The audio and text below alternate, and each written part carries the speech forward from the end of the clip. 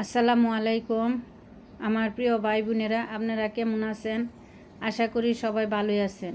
তা আমি আজকে বানাবো রসমলাই। এর জন্য আমি হাফ লিটার দুধ নিয়ে নিছি। দুধ নিয়ে এখান থেকে 1 চামচ উঠায় নিলাম।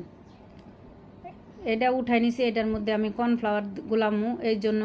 তো এইখানে 1 চামচ চিনি দিয়ে দিতেছি, চিনিটা যার যার স্বাদ অনুযায়ী। তো এই গুঁড়া দুধটা নিলাম, গুঁড়া দুধটা আমি মেজারমেন্ট কাপের 1 কাপ নিলাম, যে দেখাইলাম যে মেজারমেন্ট কাপের 1 কাপ, সেই কাপ দিয়ে 1 কাপ গুঁড়া দুধ নিছি। তো এই যে এটা গুলাইতেছি, এটা হচ্ছে কর্নফ্লাওয়ার। এই কর্নফ্লাওয়ারটা গুলাইয়া আমি দুধের মধ্যে দিয়ে দিব। তো দুধটা আমি যে দেখেন বেশি জাল দিই না, মৃদু আছে এই রাইখা দিছি। আর দুধটা আমি প্রথম ঠান্ডা ওই দিছি, গরম দুধ দেই নাই।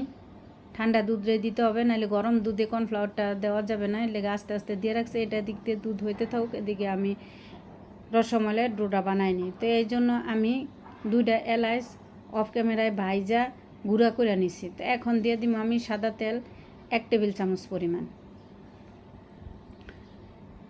তো এই তেল আর এলাচটা ভালোভাবে মিশিয়ে নিতে হবে। ভালোভাবে মিশিয়ে নিলাম। আমি আবার ওই যে পাশে হাত দিয়া ওই দুধটাও নাইড়া নিতেছি। তো এটা মিশিয়ে আমি একটা ডিম দিয়ে দিব। এই যে ডিমটা দিয়ে দিতেছি, ডিমটা দিয়ে আমি ভালোভাবে মিশিয়ে নিব।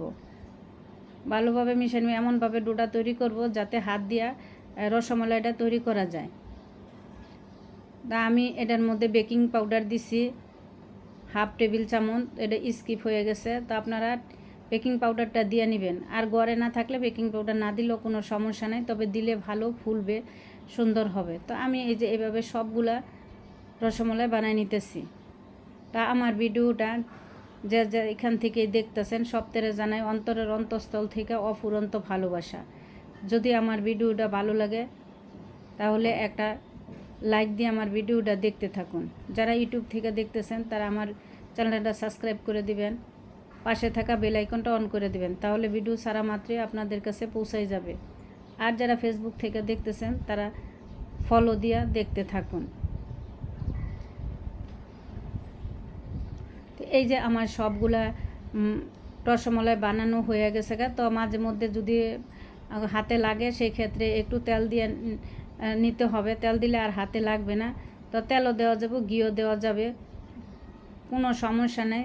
ঘি না থাকলেও হবে, ঘি ছাড়াও এটা হবে। স্বাদের দিক দিয়ে কোনো দিক দিয়ে কমতে হবে না, মানে অসাধারণ হয়েছে। আমি তো খাওয়ার পরে এটা বয়স দিতেছি, খুবই ভালো লাগছে। আপনারা এইভাবে ঘরে তৈরি করে খাইয়া দেখবেন, সেই স্বাদ একবার খাইলে বারবার খাইতে মন চাইব। তা আমি এই যে রসমালাইগুলো বানাইছি, দেখেন কি সুন্দর কালার হয়েছে।